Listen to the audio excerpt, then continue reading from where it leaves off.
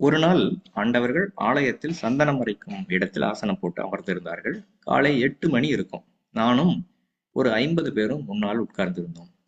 ஐம்மணிப் பொதியை பாசுரம் எடுத்து படிக்கும்படி உத்தரவிட்டார்கள். அதை ஒருவர் எடுத்து அழகாக ஓதி வந்தார். அதில் பனஞ்சுவடிதனில் எழுதி பார்த்ததனை கேட்டும்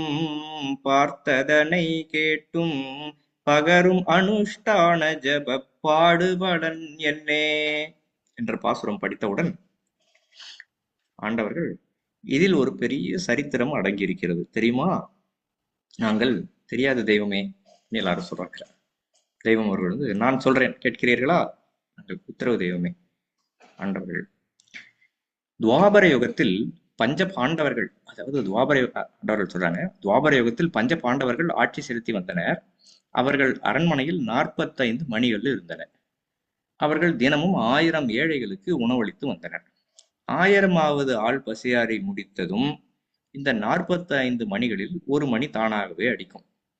இந்த மணி அடித்ததும் 1000 பேர் சாப்பிட்டு விட்டார்கள் என்று தெரிந்து கொள்வார்கள்.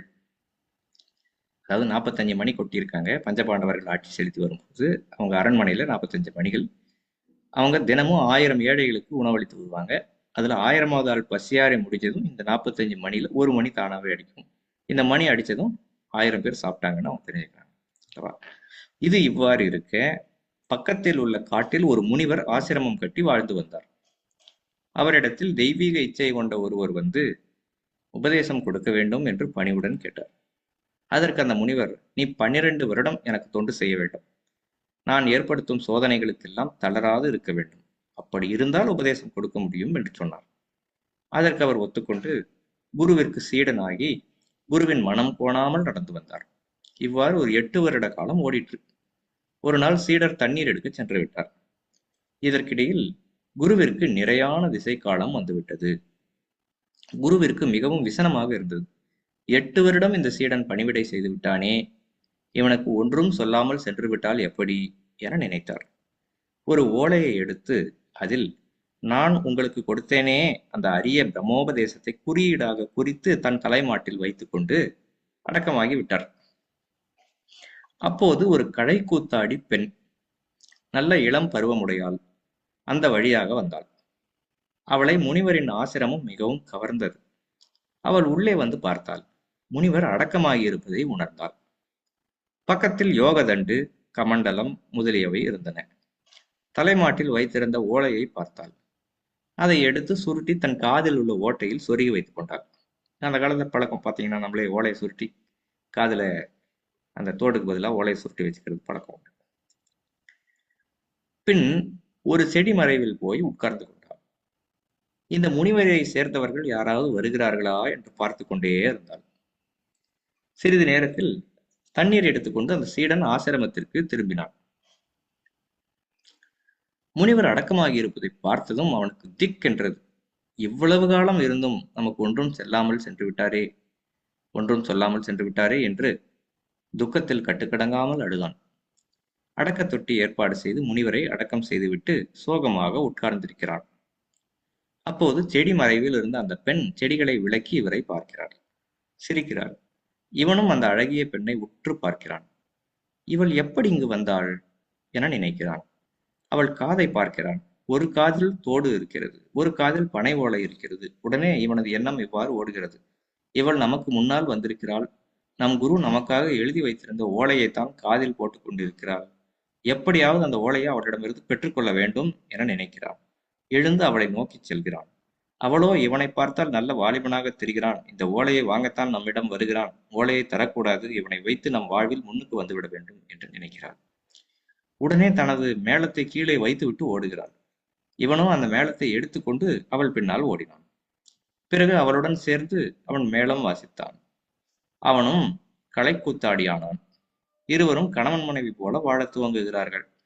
இவனிடம் காது ஓலையை கொடுத்து விட்டால் இவன் ஓடிவிடுவான் என்று தெரிந்து அவள் எது செய்யும் போதும் காதிலேயே கண்ணாக இருப்பாள். இப்படி 4 வருடங்கள் ஓடிவிட்டன. இவர்கள் இருவரும் பாண்டவர்கள் சாப்பாடு போடும் இடத்திற்கு செல்லுகின்றனர். அப்போது 1000 பேருக்கு சாப்பாடு போடுவதற்காக சாதம் வடித்து சாம்பார் கொதித்துக் கொண்டிருந்தது. இவருக்கு மிகவும் பசி. அங்கு சாதம் வடித்த கஞ்சி ஒரு தொட்டியில் இருந்தது. 3 கை எடுத்து குடித்தார். உடனே அரண்மனையில் கட்டப்பட்டிருந்த 45 மணிகளும் ஒலிக்க ஆரம்பித்தன. பஞ்சபாண்டவர்கள் அரண்மனையை விட்டு வெளியே வந்து ஆச்சரியத்துடன் பார்க்கின்றனர். என்ன, 1000 பேருக்கு சாப்பாடு போட்டால்தானே 1 மணி அடிக்கும், இன்னும் சாப்பாடே போடவில்லையே, அதற்குள் எப்படி இத்தனை மணிகளும் அடித்தன என வியப்புடனும் பிரமிப்புடனும் நோக்கினர்.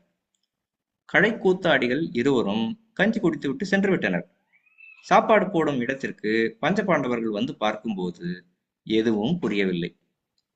உடனே தர்மர் மற்ற 4வரையும் பார்த்து, நீங்கள் 4வரும் துவாரகை சென்று கிருஷ்ண பரமாத்மாவை சந்தித்து இது பற்றி கேட்டு வாருங்கள் என்று அனுப்பினார். உடனே 4வரும் துவாரகை சென்று கிருஷ்ண பரமாத்மாவை வேண்டி நின்றனர். கிருஷ்ண பரமாத்மா அவர்களை உபசரித்து வந்த காரணம் என்னவென்று கேட்டார். அதற்கு 4வரும், நாங்கள் தினமும் 1000 ஏழைகளுக்கு அன்னதானம் செய்வது வழக்கம்.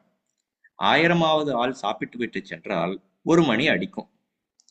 1000 பேர் சாப்பிட்டு விட்டார்கள் என்று முடிவு செய்து கொள்வோம்.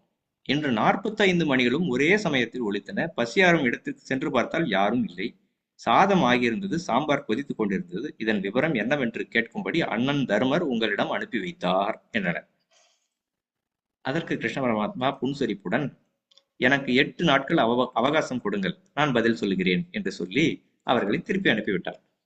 உடனே கிருஷ்ண பரமாத்மா ஒரு வைரக் கம்மல் செய்து, சிறந்த முறையில் கழை கூத்தாடினால் இந்த வைரக்கம்மல் பரிசளிக்கப்படும் என்று அஸ்தினாபுரம் முழுதும் தண்டோரா போட செய்தார். குறித்த நாளில் பஞ்சபாண்டவர்களும் கிருஷ்ண பரமாத்மாவும் ஒரு மைதானத்தில் அமர்ந்திருக்க, கழை கூத்தாடிகள் ஒவ்வொருவராக விளையாடி தங்கள் திறமைகளை காட்டினர். முனிவருடைய சீடனும் காதில் ஓலை அணிந்த கழை கூத்தாடி பெண்ணும் வந்து தங்கள் திறமைகளை காட்டினர். அந்த கழை கூத்தாடி பெண் ஒரு உயரமான கம்பத்தின் மீது ஏறி விளையாடும் போது அவள் விளையாட்டை மெச்சி தன்னிடம் இருந்த வைரக் கம்மலை கிருஷ்ண பரமாத்மா அவளை நோக்கி தூக்கி எறிந்தார். வைரக்கம்மலின் அழகில் மயங்கிய கழைக்கூத்தாடி பெண் தன் காதில் இருந்த ஓலையை கீழே எறிந்துவிட்டு வைரத்தோடு போட்டுக்கொண்டார். அவள் காதையே எப்பொழுதும் பார்த்து கொண்டிருந்த அந்த சீடர் ஓலை கீழே விழுந்ததும் அதை லபக்கென்று எடுத்துக்கொண்டு பயங்கரமான வேகத்தில் ஓட்டம் பிடித்தார். 10 மைல் ஓடிய பிறகுதான் ஒரு தனிமையான இடத்தில் அந்த ஓலையை பிரித்து பார்த்து மெய்ப்பொருளை அறிந்து அப்படியே தவத்தில் ஆழ்ந்து விட்டார். பஞ்ச பாண்டவர்களுக்கு ஒன்றுமே புரியவில்லை. கிருஷ்ண பரமாத்மா பஞ்ச பாண்டவர்களையும் அந்த கழை கூத்தாடி பெண்ணையும் கூட்டிக் கொண்டு அந்த முனிவரின் சீடர் தவத்தில் அமர்ந்திருக்கும் இடத்திற்கு சென்றார். அங்கு அவர் தவத்தில் அமர்ந்திருப்பதை பார்த்து பஞ்ச பாண்டவர்கள் அவரை வலம் வந்தனர். அப்பொழுது கிருஷ்ண பரமாத்மா பஞ்ச பாண்டவர்களை பார்த்து, உங்கள் அரண்மனையில் சோறு வடித்திருந்த கஞ்சியை 3 கை அள்ளி குடித்த மகான் இவர்தான். இவருடைய பசி தீர்ந்ததினாலேயே 45 மணிகளும் ஒன்றாக ஒலித்தன என்றார்.